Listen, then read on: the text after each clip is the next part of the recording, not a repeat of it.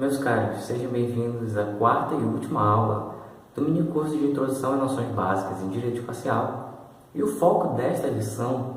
é ter uma noção básica sobre as especificidades dos tratados de direito espacial, especialmente aqueles concebidos no âmbito da Assembleia Geral. E aí, como na última aula, na terceira aula, vimos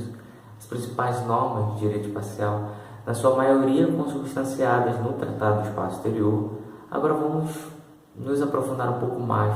nas especificidades dos 4 tratados que complementam o Tratado do Espaço Exterior de 1967. E, de início, é salutar ter em mente o conceito de Estado lançador. De fato, este conceito foi cunhado, foi definido ali principalmente na Convenção de Registro de 1975. Todavia, esse conceito já vinha sendo utilizado anteriormente na Convenção de Responsabilidade de 1972 e até mesmo de uma forma um pouco indireta no Acordo de Salvamento de Resgate de Astronautas de 1968. E esse conceito é salutar para entender qualquer outra dessas convenções posteriores ao Tratado do Espaço Exterior. Então, é definido, considera-se o Estado lançador aquele Estado que tanto que lança um objeto espacial, quanto aquele que promove o lançamento de um objeto espacial, e ainda aquele de cujo território é lançado um objeto espacial. Então, para ter uma noção um pouco menos conceitual e mais prática, se visualizarmos, por exemplo, no caso do Sputnik 1, do Sputnik 1, lançado pela então União Soviética. Se voltarmos e analisarmos este lançamento, visualizaremos que foi a União Soviética, de fato, que fez o lançamento desse satélite. Todavia, desde o início da exploração espacial, os objetos espaciais lançados pela Rússia e anteriormente pela União Soviética são lançados do cosmódromo de Baikonur, que fica no Cazaquistão. Então aí visualizamos que quem promoveu o lançamento do Sputnik foi a União Soviética, mas o território do qual o Sputnik foi lançado foi do Cazaquistão. Então, segundo esse conceito, essa concepção de Estado lançador, seria considerado Estado lançador tanto a União Soviética quanto o Cazaquistão, seriam os 2 Estados lançadores neste caso. Na atualidade, visualiza-se que no lançamento de alguns objetos espaciais, a coisa se torna ainda mais complexa quando 3 ou mesmo mais estados estão envolvidos no lançamento de satélites e que, por fim, tornam-se estados lançadores para efeitos do direito espacial internacional e das convenções de direito espacial. E, tendo em mente esse conceito de estado lançador, podemos partir à análise da primeira convenção, o Acordo de Salvamento de Astronautas de 1968. Essa convenção sobre o salvamento de astronautas, ela é bem relevante no sentido de que ela considerou, certo que antes o Tratado do Espaço Exterior já havia considerado isso, mas ela assentou de forma definitiva que os astronautas, os cosmonautas, são os enviados da humanidade. Isso significa dizer, numa interpretação mais profunda, que os astronautas foram colocados num plano supra-ideológico, num plano além das dicotomias que naquela época eram existentes entre União Soviética, Estados Unidos e de qualquer outros conflitos eventualmente existentes entre os estados. Então, os astronautas foram situados nesse plano superior, supra-ideológico, e isso é importante justamente porque, em razão da Convenção do Acordo de Salvamento de Astronautas ser um acordo voltado justamente para o resgate dos astronautas, seria de fato necessário prevalecer sobre as ideologias dos estados, do bloco comunista, do bloco capitalista, e colocar para todos a obrigação de salvar os astronautas, de prestar resgates aos astronautas quando eles necessitassem, independentemente da sua nacionalidade, se eles eram russos, soviéticos, se eles eram americanos, chineses, seja lá, não importa a nacionalidade do astronauta. O fato é que subsiste a obrigação de todos os estados signatários deste acordo de prestar resgate, de prestar salvamento aos astronautas. Vale destacar logo de início, fazendo uma ressalva, que essa convenção, apesar da maneira como eu tenho abordado aqui, do acordo de resgate de astronautas, apesar de ela parecer aplicável somente aos astronautas, mas ela pode ser invocada também quando um estado lança um objeto espacial e esse objeto espacial cai no território de um outro país. E pode ser invocado por este estado lançador para reaver o seu objeto espacial que caiu no território de um outro estado, instituindo também a obrigação do estado em que caiu o objeto espacial de restituir ao estado lançador aquele objeto. Veja, por exemplo, o caso do satélite soviético Cosmos 954, que foi lançado à época pela União Soviética, que tinha algumas finalidades militares e que no fim das contas caiu sobre o território canadense, espalhando uma enorme quantidade de resíduos radioativos e que, embora esse exemplo seja na maior parte do tempo utilizado para demonstrar a aplicação da Convenção de Responsabilidade, isto é, do dever que a União Soviética tinha de reparar os danos causados ao Canadá, esse exemplo também pode ser utilizado para visualizar a situação contrária, que seria de que, já que o objeto que caiu sobre o território canadense era naturalmente soviético, a União Soviética poderia invocar essa convenção de resgate para obrigar que o Canadá restituísse este objeto espacial, o Cosmos 954, que tinha caído no território canadense, à União Soviética. Então, na mesma situação, nós visualizamos a possibilidade de aplicação das duas convenções, tanto do acordo de resgate, para que a União Soviética tivesse de volta o seu satélite, o Cosmos 954, tanto por parte do Canadá, que poderia invocar a Convenção de Responsabilidade para obrigar a União Soviética a ressarcir os danos provocados pela queda do satélite no território canadense. E foi o que de fato ocorreu. Há até alguns artigos interessantes falando que, apesar dessa situação envolver a aplicação de duas convenções, essa situação só foi utilizada para a aplicação da Convenção de Responsabilidade. A União Soviética não desejou reaver lá os destroços, na verdade, do seu satélite. E esse acordo instituiu basicamente 3 obrigações para os estados. O primeiro deles é o dever de informação. Isto é, se um estado sabe que um astronauta fez um pouso forçado, sofreu um acidente ou alguma situação nesse sentido, e que esse astronauta pousou, por exemplo, ocorreu um acidente com esse astronauta no território desse estado, que não o do estado lançador, ele tem a obrigação de informar de maneira pronta e imediata o estado lançador deste objeto espacial,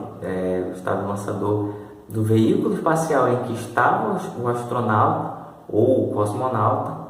e caso ele não consiga, esse estado não consiga identificar quem é o estado lançador por trás ali daquele objeto espacial, por trás daquela tripulação, ele tem que fazer um anúncio público por todos os meios que ele possui, para divulgar essa informação. Essa obrigação de informar também há em relação ao secretário-geral, porque quando um Estado noticia que uma tripulação sofreu um acidente, fez um pouso forçado, ele tem que avisar não só ao Estado lançador, e como eu falei, caso ele não consiga identificar, tem que fazer um anúncio público, ele também tem que informar o secretário-geral das Nações Unidas, que, por óbvio, pelo dever, pelo munus que tem o secretário-geral das Nações Unidas, ele vai fazer um anúncio público e disseminar essa informação para todos, a fim de dar uma maior publicidade ao fato. O segundo dever que possuem os Estados é o dever de assistência. Quando visualizam, novamente, que um astronauta fez um pouso forçado no seu território, ou mesmo em alto mar, que é uma das zonas internacionais, que não está sujeito ao exercício da soberania por parte de algum Estado. Quando o Estado parte nesse acordo, visualiza que tem um astronauta que sofreu um acidente, fez um pouso forçado ou situações desse tipo, ele tem a obrigação de dar assistência àquele astronauta. E aí que é a parte importante. Por que os astronautas foram considerados enviados da humanidade no espaço exterior? Justamente porque tira o viés ali, talvez ideológico, que poderia haver, evitaria a situação que os Estados Unidos, por exemplo, quisesse se abster do dever de assistir, de dar assistência àquele astronauta russo-soviético, baseando-se na ideia de que ele era um astronauta russo, não tem a obrigação de dar assistência para aquele astronauta. Então, para evitar isso, a Convenção os considerou os astronautas como enviados da humanidade e impôs o dever a todos os Estados partes do acordo para prestar assistência ao astronauta, à tripulação. E um dos primeiros interessados, é claro, um dos primeiros que tem que dar o apoio aos Estados é o Estado lançador. Afinal de contas, o astronauta, ali, na maior parte do tempo, é um astronauta que é nacional desse Estado lançador e ele tem que estar lá participando das atividades de assistência que o outro Estado for dar naquele astronauta. E esse dever de assistência está umbilicalmente ligado ao terceiro dever que os Estados partes neste acordo de salvamento de astronautas possuem, que é o dever de retorno imediato. A partir do momento em que há a informação de que um astronauta esteja numa situação de apuros e que caiu no território de algum Estado, há o dever de informação. Os Estados devem informar daquela situação ao Estado lançador e ao secretário-geral das Nações Unidas. Deve ainda dar assistência àquela tripulação, contando com o auxílio do Estado lançador, que é o principal interessado em ver aqueles astronautas sendo resgatados. E, por fim, é o dever de retornar esses astronautas à autoridade, ao Estado lançador. A partir do momento em que, imagine a situação, o astronauta russo está em alguma situação de apuros e tem que fazer um pouso forçado no território americano. Os Estados Unidos têm que informar diretamente a Rússia, que é a autoridade lançadora, informar o secretário-geral, prestar assistência àquele astronauta e fazer o pronto e imediato retorno daquele astronauta à sua autoridade lançadora, no caso, a Rússia. Então, são esses, basicamente, os três deveres que os Estados partes neste acordo possuem, todos eles diretamente vinculados à integridade dos astronautas. Agora, passando a análise da Convenção de Responsabilidade de 1972. Desde 1968 e 69, os Estados já tinham preocupação em estabelecer uma convenção regulando as hipóteses em que danos fossem causados por objetos espaciais e prevendo a responsabilidade internacional dos Estados. E elementarmente é necessário ter em mente o conceito de dano. Nada mais é do que um prejuízo à vida ou integridade de pessoas físicas ou um prejuízo à propriedade, seja de pessoas físicas, de pessoas jurídicas, propriedade dos estados propriamente dito e propriedade das organizações internacionais. E essa convenção prevê a responsabilidade internacional objetiva dos estados quando o dano for causado a alguma dessas pessoas, pessoa física, jurídica, organização internacional ou estado, em solo, o dano for causado em solo, ou a aeronaves em voo. Por outro lado, quando o dano for causado no espaço exterior, a responsabilidade é subjetiva. Imagine que uma peça de um objeto espacial é intencionalmente lançada contra um objeto espacial de outro estado. Essa peça provavelmente vai causar um dano a este outro objeto, e aí o estado prejudicado, o estado interessado, pode se valer da convenção para buscar a indenização eventualmente cabível. Só que como o dano ocorreu no espaço exterior, já se tem em mente que a responsabilidade é subjetiva, vai depender da prova de que aquele estado que lançou uma peça contra o objeto espacial de outro estado, que este estado agiu com culpa, agiu com dolo ou com a culpa stricto sensu, entendida na negligência, imprudência ou imperícia. Para se basear nessa convenção, os estados têm que apresentar o estado vítima, o estado vitimado que se sentiu lesado pelo um dano causado pelo objeto espacial de outro estado. O estado prejudicado vai ter que apresentar uma peça chamada claim, ou na tradução aqui em português que deram para a convenção, vai ter que apresentar uma reclamação ou um pedido de indenização. E a convenção não estipula nenhuma formalidade que esse pedido de indenização, essa queixa tem que ter. Mas se analisarmos o caso do Cosmos 954, que essa convenção foi aplicada pelo Canadá para buscar uma indenização da União Soviética, a petição apresentada, a queixa, a reclamação, como que apresentada pelo Canadá, havia uma distinção, uma separação entre a descrição dos fatos, de tudo aquilo que tinha ocorrido, que aquele satélite era da União Soviética, que caiu naquele dia, naquela data, naquele horário, sobre o território canadense, provocou os determinados danos, e a descrição do direito, semelhantemente até para os acadêmicos e profissionais do direito, semelhantemente até com uma petição inicial, que você faz a descrição dos fatos e a descrição do direito. Né? A diferença é que nessa queixa apresentada pelo Canadá, isso não tinha propriamente uma seção destinada aos pedidos, mas tinha muito bem delimitada os fatos e o direito aplicável, a convenção de responsabilidade, os princípios basilares do direito internacional, do direito espacial internacional. E, a despeito da convenção não ter trago nenhuma formalidade que essa queixa tem que ter, é interessante que dela conste a descrição dos fatos e do direito. E essa queixa é apresentada do Estado vitimado diante do Estado lançador, responsável por aquele objeto espacial que causou o dano ao Estado vitimado. Pode vir à mente, né? E se esses dois Estados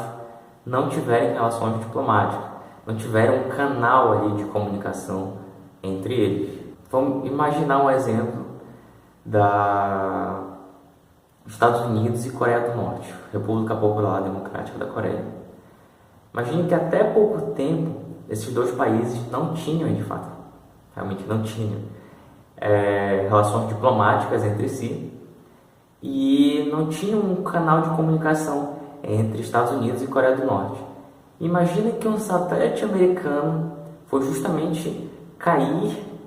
sobre o território da Coreia do Norte e provocar dano ao Estado norte-coreano. E a Coreia do Norte, se fosse parte desse tratado, iria querer reclamar a reparação de danos provocados por aquele objeto espacial americano. E nesses casos, a Convenção prevê que quando não houver relações diplomáticas entre esses dois países interessados, eles devem, a Coreia do Norte, por exemplo, que era interessado, deveria apresentar a sua queixa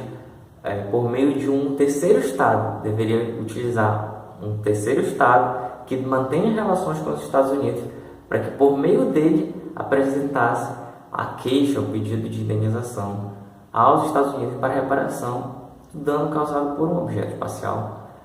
estadunidense. Por outro lado, a Convenção também estipula uma outra possibilidade, que é da apresentação da queixa, da reclamação, por meio do secretário-geral das Nações Unidas. Só que para isso é necessário que os Estados envolvidos, o Estado lançador, o Estado vitimado, todos eles sejam parte na ONU, sejam parte das Nações Unidas, para utilizarem o secretário-geral como intermediador para a apresentação da queixa. E aí já temos que ter em mente, olhando nessa situação, a legitimidade ativa e passiva para a invocação desta convenção. A legitimidade ativa é aquele que vai provocar a aplicação propriamente desta convenção, o Estado vitimado, que vai invocar essa convenção para buscar uma reparação de um dano causado por um objeto espacial, logicamente, do Estado ou dos Estados vitimados. A convenção estipula 3 hipóteses em que um Estado é o legitimado para buscar a aplicação desta convenção. O primeiro deles é o Estado que diretamente sofreu danos na sua propriedade. Imagine que ainda na situação hipotética, a Coreia do Norte tenha sofrido um dano diretamente no seu patrimônio estatal. E aí ele é o primeiro legitimado, o Estado da Coreia do Norte, República Popular Democrática da Coreia, para buscar a aplicação desta convenção. Seguidos do mesmo Estado cujo nacional tenha sido afetado, imagine que um cidadão norte-coreano tenha sido lesionado na sua integridade física ou tenha tido um dano à sua vida causado por aquele objeto estadunidense. Então a Coreia do Norte, que é o país daquela pessoa, de nacionalidade daquela pessoa, pode buscar a aplicação dessa convenção.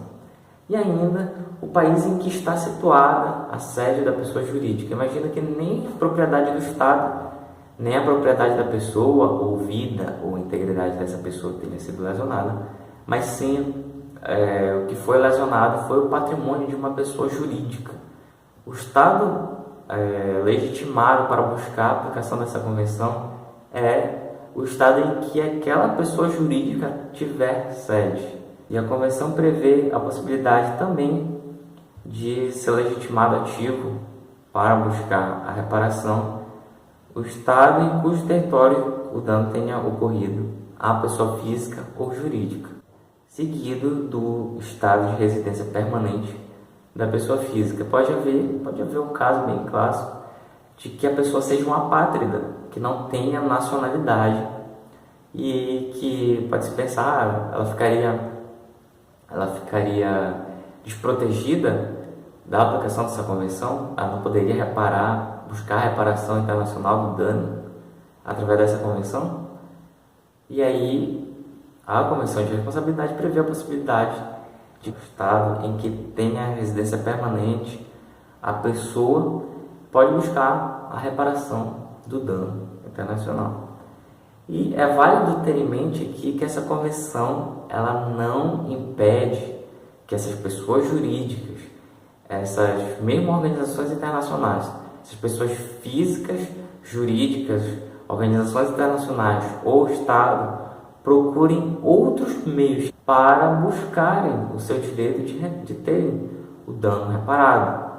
Para isso, se forem buscar, por exemplo, os tribunais do Estado lançador, eles têm sempre que prestar atenção na regra da imunidade estatal, que consiste em que um Estado só pode ser processado judicialmente perante o seu poder judiciário. Por outro lado, a legitimidade passiva é, por óbvio, do Estado ou dos Estados lançadores, os Estados que são responsáveis pelo lançamento daquele objeto espacial que causou um dano. E já tendo em mente essa ideia de que é o Estado lançador, o Estado vitimado, legitimado passivo, legitimado ativo, é bom ter em mente que essa queixa vai ser apresentada, na maioria das vezes, pelo menos pelo que prevê a Convenção, pela via diplomática. Não vai ter que invocar, por exemplo, a Corte Internacional de Justiça, que é um tribunal internacional, um órgão jurisdicional no ambiente internacional. Não vai ter que invocar essa corte para a aplicação dessa convenção. O prazo de apresentação da queixa, segundo a convenção, é de 1 ano. 1 ano a partir do momento em que o dano de fato ocorreu.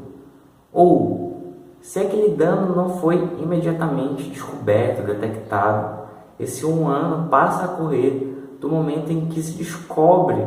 que o dano ocorreu. Ou ainda, esse 1 ano pode começar a ocorrer a partir do momento em que se descobre quem é o Estado lançador por trás daquele objeto espacial que causou um dano. Porque é até bem provável que na possibilidade de um satélite que cause dano,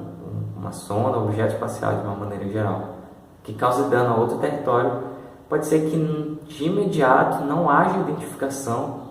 de que o Estado lançador é determinado país, determinado Estado. Isso pode ser descoberto no decorrer das investigações. E esse um prazo de 1 ano passa a correr a partir do momento em que se identificar o Estado lançador. E sobre a descoberta da real extensão dos danos, isso não interfere no decorrer do prazo. O que a Convenção ressalva é que, a partir do momento em que você descobre qual foi a total e real extensão do dano,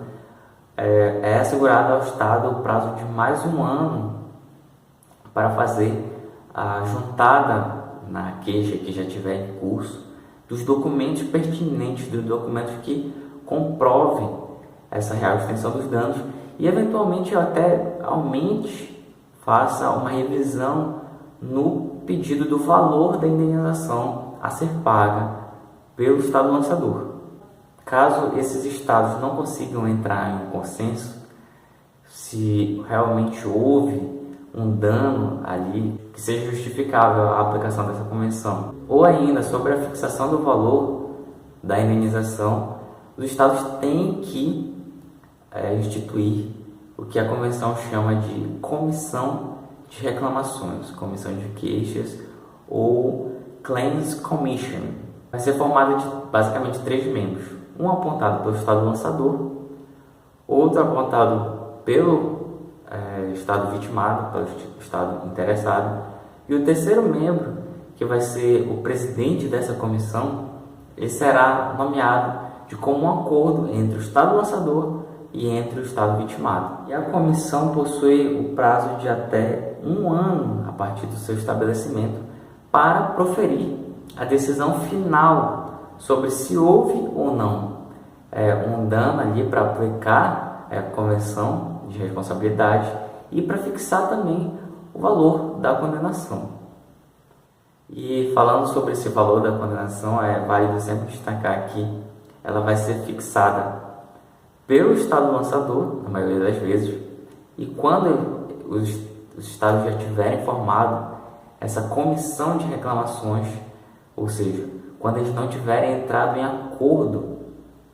sobre o valor da indenização ou sobre mesmo se houve dano ali que justifique a aplicação da convenção, essa fixação do valor da condenação vai se dar pela Comissão de Queixas, pela Comissão de Reclamações, e será paga na moeda do Estado que pleiteia a indenização, do Estado vitimado, do Estado diretamente interessado. E agora passemos à análise da Convenção de Registro de Objetos Lançados no Espaço Exterior de 1975. Essa convenção, o principal objetivo dela foi obrigar os Estados a estabelecer um registro, isto é,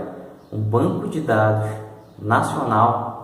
que contivesse as informações, algumas informações precisas sobre os objetos lançados por aqueles Estados no espaço exterior. E a partir do momento em que esses Estados estabelecessem esses registros nacionais, esse banco de dados de objetos espaciais lançado por ele nacionalmente, os Estados teriam que informar o secretário-geral das Nações Unidas sobre o estabelecimento deste banco de dados, deste registro propriamente dito. E, paralelamente aos registros que os Estados possuem dos seus objetos lançados no espaço exterior, cada país tem um banco de dados, cada país tem um registro. O próprio Brasil, com a sua Agência Espacial Brasileira, possui um registro específico dos objetos espaciais lançados pela República Federativa do Brasil. A Rússia também tem o seu, os Estados Unidos também tem o seu. E, além disso, paralelamente a cada estado ter o seu registro de objetos espaciais, seria estabelecido também um registro do secretário-geral das Nações Unidas. E, atualmente, esse registro é gerido pelo Escritório das Nações Unidas para Assuntos Espaciais, a UNOSA, com sede em Viena, na Áustria. E das informações que os Estados têm, além deles terem de estabelecer um registro nacional dos seus objetos espaciais lançados, além deles terem que informar para o secretário-geral das Nações Unidas o estabelecimento deste registro nacional, eles têm que eles devem informar ao secretário-geral das Nações Unidas sobre os objetos espaciais lançados por esses estados, contendo um descritivo, mandando uma nota para as Nações Unidas, para a Secretariado das Nações Unidas, contendo as seguintes informações constantes do artigo 4º da Convenção de Registro, que é o nome do Estado ou Estados lançadores, já que, como vimos,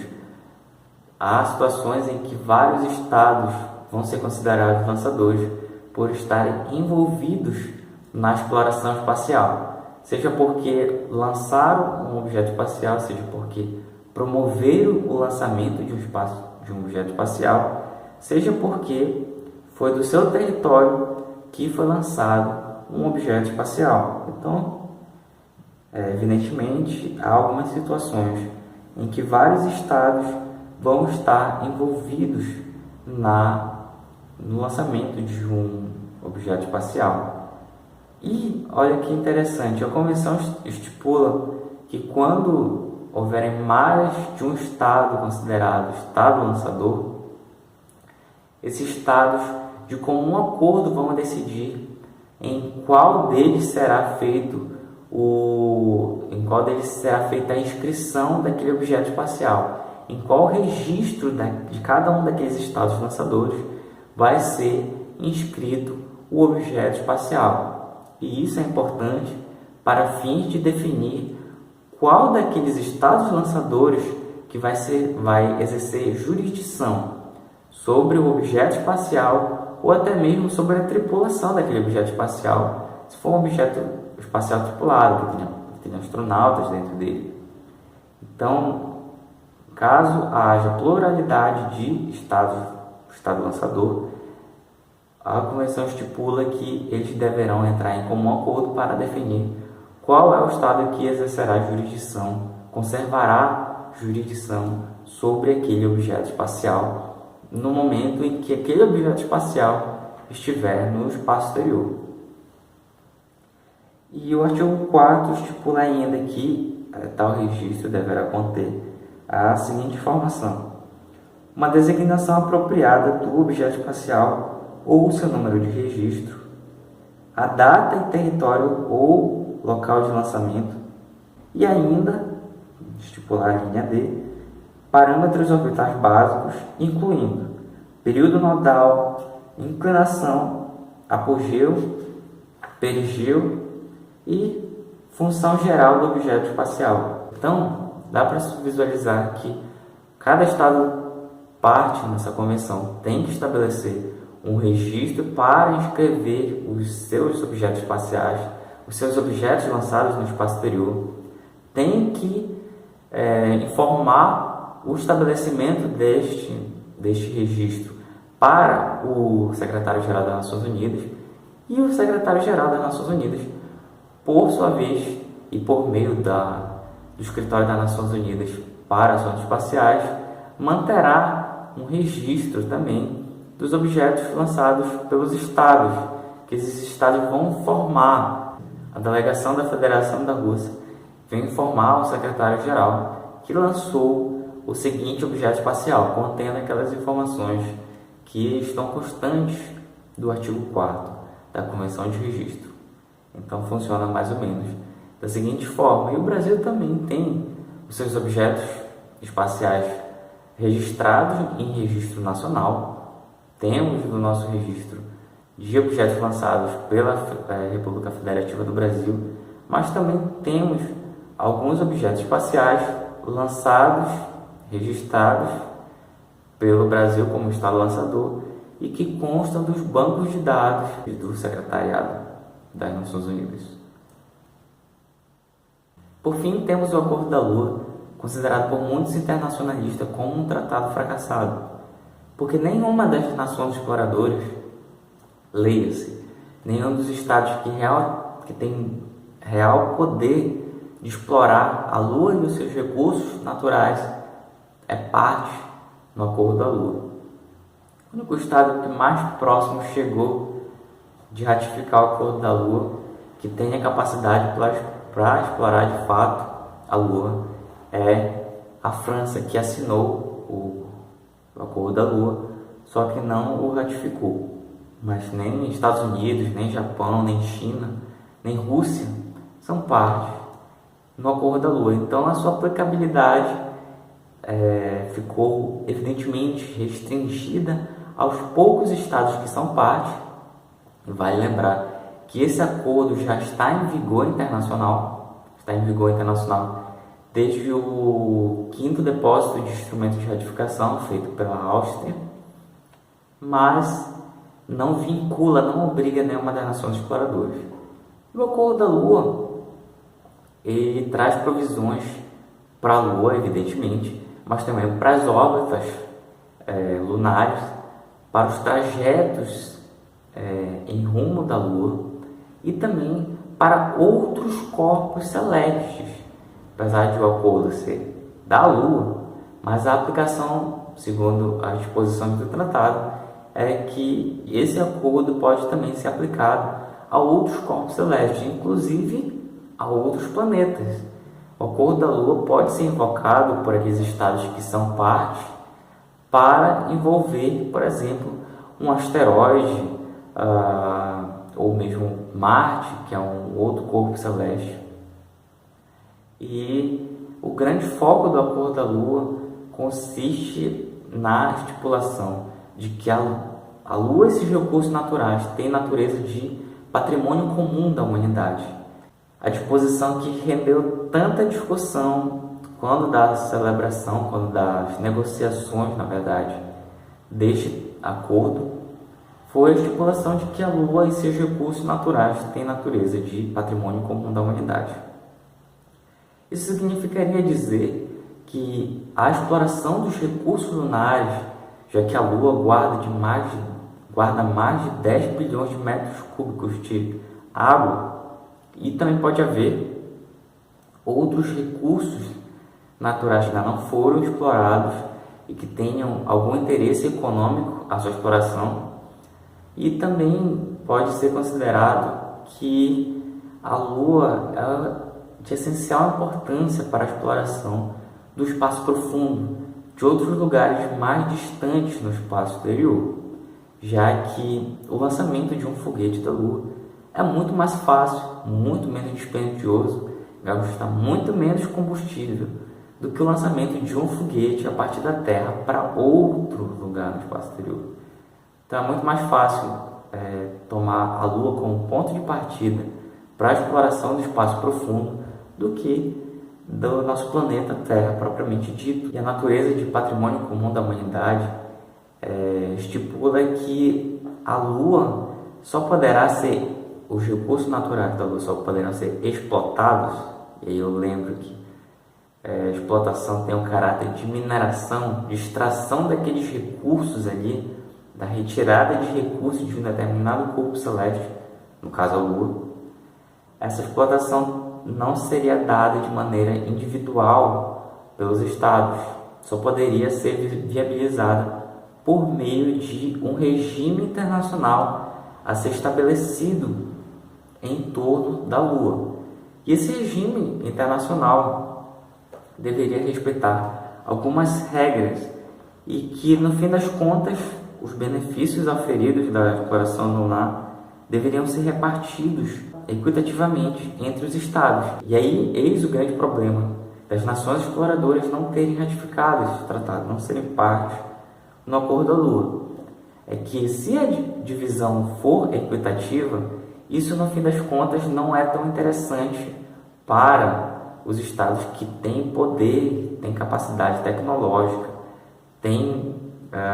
renda, receita para explorar a Lua, que é uma exploração que não é nada barata. Lembre-se das missões Apollo, que significaram um gasto enorme para os Estados Unidos. Lembre-se do presidente Kennedy tentando convencer o Congresso americano para aprovar a receita para a NASA, aumentar a receita para a NASA. Ou seja, tem um gasto muito grande explorar e mesmo explotar, fazer a mineração da Lua. E aí é evidente que os estados que têm maiores capacidades no espaço exterior não iriam querer dividir os benefícios, as riquezas exploradas da Lua com outros estados que não têm capacidade de explorar o espaço exterior. É porque a ideia desse regime, do estabelecimento desse regime internacional para a exploração dos recursos lunares é justamente na divisão equitativa, não concentrado só naqueles países desenvolvidos, mas entre todos. E este regime, apesar do Acordo da Lua já ter entrado em vigor, ainda não foi criado. O Acordo da Lua estipula que quando a explotação dos recursos lunares estiver prestes a se tornar viável, os estados deveriam se reunir para então formar esse regime internacional, que seria regido pelos seguintes princípios, estipulados no artigo 11 do Acordo da Lua, parágrafo 7º, que diz o seguinte: entre os principais objetivos do regime internacional a ser estabelecido estão assegurar o aproveitamento ordenado e seguro dos recursos naturais da Lua, assegurar a gestão racional destes recursos, ou seja, seria necessário uma exploração dos recursos lunares de maneira minimamente sustentável para assegurar essa gestão racional, além de que, dentro dos principais objetivos desse regime, estaria a ampliação das oportunidades de utilização desses recursos e a promoção da participação equitativa, eis aí o grande ponto polêmico do Acordo da Lua, de todos os estados partes nos benefícios auferidos destes recursos, tendo especial consideração para os interesses e necessidades dos países em desenvolvimento, bem como para os esforços dos estados que contribuíram, direto ou indiretamente, na exploração da Lua. Então, era um grande problema para as nações exploradoras, Estados Unidos, União Soviética, depois a Rússia, China, hoje em dia, Japão, que é um dos grandes players na atual exploração espacial. Não parece ser interessante para eles instituir sobre a Lua uma autoridade semelhante àquela que gere os recursos dos fundos marinhos, a fim de que essa divisão fosse mais equitativa possível. E basicamente, o direito espacial consiste exatamente nestas disposições do Tratado do Espaço Exterior, das normas gerais do Tratado do Espaço Exterior e nas especificidades destes acordos, destes tratados complementares. E eu me ponho à disposição para tirar eventuais dúvidas que surjam no decorrer deste curso. Você pode enviar perguntas diretamente para mim, que eu vou lhe responder. Se você preferir tirar sua dúvida de uma maneira mais discreta e sigilosa, você pode mandar um e-mail para contato.internacionalizando@gmail.com. E tem também as minhas redes sociais que estarão disponíveis tanto no meu perfil da Udemy quanto nos materiais pré-aula, para que você possa ter um acesso mais direto a mim, eventualmente para tirar dúvidas e até mesmo conversar, compartilhar alguma ideia, justamente porque o direito espacial tem a peculiaridade de sempre que você pensa sobre o direito espacial, você vai se bater com uma questão que ainda não foi tratada, ainda não foi discutida, não foi regulamentada, pelo menos em nível internacional, pelos tratados de direito espacial. Então me coloco à inteira disposição de vocês. Espero que esse curso tenha sido proveitoso e um fortíssimo abraço a todos e até os próximos cursos que eventualmente nós lancemos.